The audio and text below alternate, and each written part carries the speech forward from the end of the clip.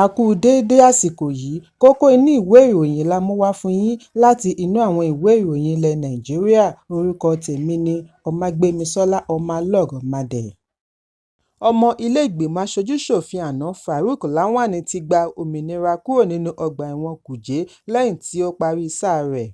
Agbẹnusọ àjọ ọgbà ìwà àtúnṣe ní ìlú Àbújá Adamu Duza ni ó fìdí ìṣẹ̀lẹ̀ yìí múlẹ̀ fún akọ̀ròyìn. Ọdún 2021 ní ilé-ẹjọ́ rán Lawan lọ ẹ̀wọ̀n lórí ẹ̀sùn wípé ó béèrè ó tún gba owó rìbá tí iye rẹ̀ tó $500,000 $500,000 lọ́wọ́ oníṣòwò Fẹ́mi Ọ̀tẹ́dọ́lá tí í ṣe alága Zenon Petroleum and Gas Limited. Ọmọ ilé ìgbìmọ̀ náà yìí ló ń ṣaṣojú Bargwai Shanono constituency láti ìpínlẹ̀ Kano.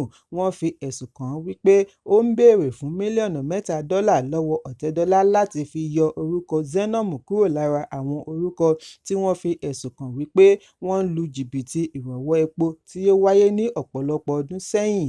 Ẹ̀kúnrẹ́rẹ́ ìròyìn wà ní ìwé ìròyìn Vanguard tó jáde lónìí. Ìpínlẹ̀ mẹ́ta ni ó ti yọra wọn kúrò nínú ìjà òfin tí ó wà níwájú ilé-ẹjọ́ tó ga jùlọ níbi tí wọ́n ti ń béèrè kí ilé-ẹjọ́ kéde wípé iṣẹ́ àjọ tó ń gbógun ti ìwà ìbàjẹ́ àti ìṣòwò ìlú kúmọkùmọ EFCC ṣe lòdì sófin. Ìpínlẹ̀ Anambra, Adamawa àti Ebonyi ni ó kéde ìpinnu wọn àti jáwọ́ nínú ẹ̀sùn ní kété tí wọ́n ké sí wọn fún ìgbẹ́jọ́. Agbẹjọ́rò fún ìpínlẹ̀ Anambra, akàwé-gboyè Silva Ifemeje sọ fún ilé-ẹjọ́ tó ga jùlọ wípé ìpínlẹ̀ wọn kò nífẹ̀ẹ́ sí àti darapọ̀ mọ́ ìgbésẹ̀ tí ìpínlẹ̀ Kogi bẹ̀rẹ̀ rẹ̀. Ó ní àfihàn ìjáwọ́ yìí kúrò yìí wáyé ní 20 oṣù kẹwàá.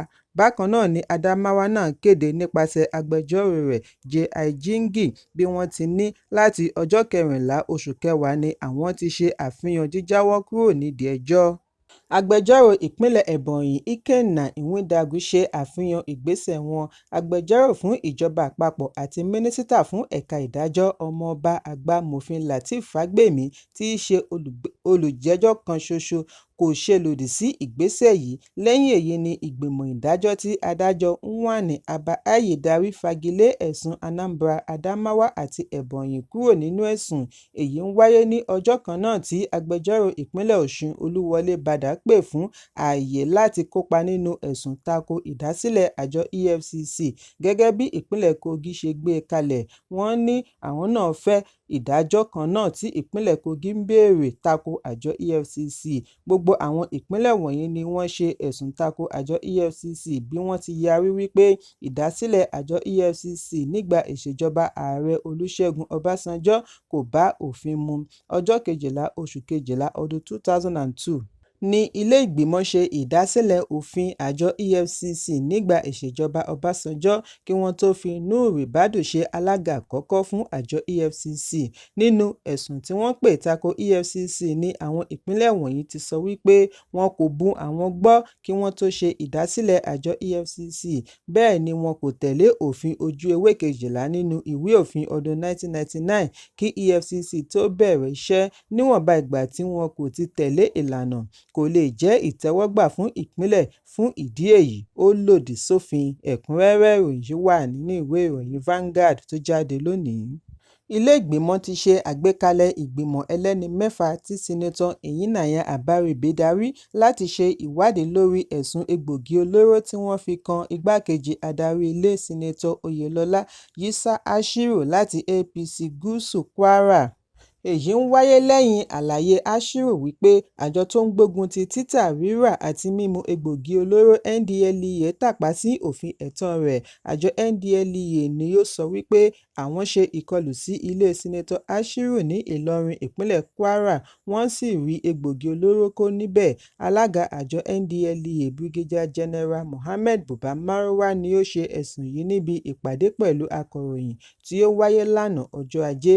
Marwa tí adarí ìròyìn Fẹ́mi Babafẹ́mi ṣaṣojú tún sọ wípé àwọn fi ọwọ́ ṣìkún òfin mú amúgbálẹ́gbẹ̀ẹ́ Ashiru 3 tí wọ́n gbà sẹ́wọ̀n lẹ́yìn ìdájọ́ ilé-ẹjọ́.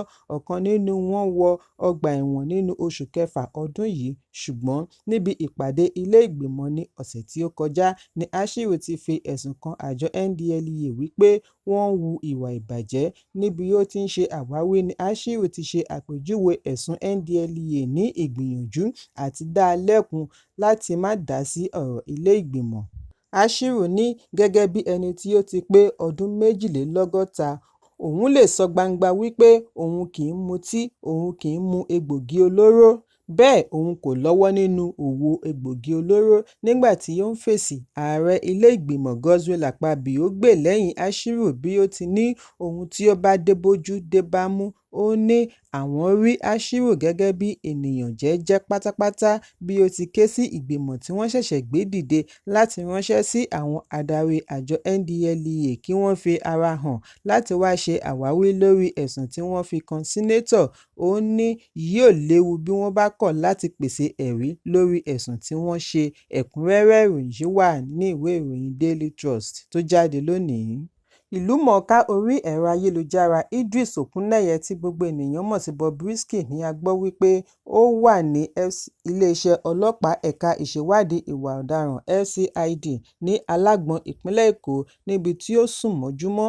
Ìwádìí jẹ́ kó di mímọ̀ wípé lẹ́yìn tí àjọ ẹ̀ṣọ́ aṣọ́bodè rá a mú ní ẹnu ibodè Sẹ̀mẹ̀ níbi ìgbìyànjú àti fi orílẹ̀-èdè sílẹ̀ ni wọ́n taari rẹ̀ lọ FCID fún títọ́jú pamọ́ bí wọ́n ti ń retí ìtọ́ni fún ìgbésẹ̀ tí ó kàn.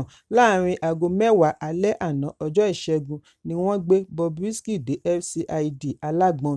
Níbi ìfọ̀rọ̀wánilẹ́nuwò ní agbẹnusọ FCID ìpínlẹ̀ Èkó Máyégún Aminat ti fìdí ẹ̀ múlẹ̀ fún akọ̀ròyìn lónìí wípé Idris wà pẹ̀lú wọn ní FCID láti tọ́jú rẹ̀ pamọ́. Síwájú àkókò yìí ni agbẹnusọ àjọ ẹ̀ṣọ́ aṣọ́bodè Kenneth Udoh sọ nínú àtẹ̀jáde wípé Bobrisky jẹ́ ẹni tí àwọn nílò lórí awuyewuye tó ń lọ lọ́wọ́ láàrin ìlú lórí àfojúsùn wọn àti dáàbòbo ẹnu ibodè ni wọ́n fi rẹ́bùrú Okuneye Idris Ọlánrewájú lẹ́nu ibodè Sẹ̀mẹ̀ bí ó ṣe fẹ́ gbìyànjú àti bọ́ọ̀dì sí ilẹ̀ òkèèrè.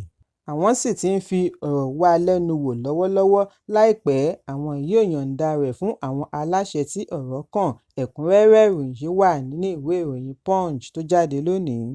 Ọ̀pọ̀lọpọ̀ ọmọ ẹgbẹ́ agbábọ́ọ̀lù Kano Pillars FC Under-19 ni a gbọ́ wípé wọ́n fi ara pa nínú ìjàmbá ọkọ̀ ojú pópó tí ó wáyé lónìí ọjọ́ Ìṣẹ́gun bí wọ́n ṣe ń rin ìrìnàjò lọ fún ọjọ́ 5 Matchday níbi ìfilọ́lẹ̀ Under-19 Youth League tako Plateau United Under-19.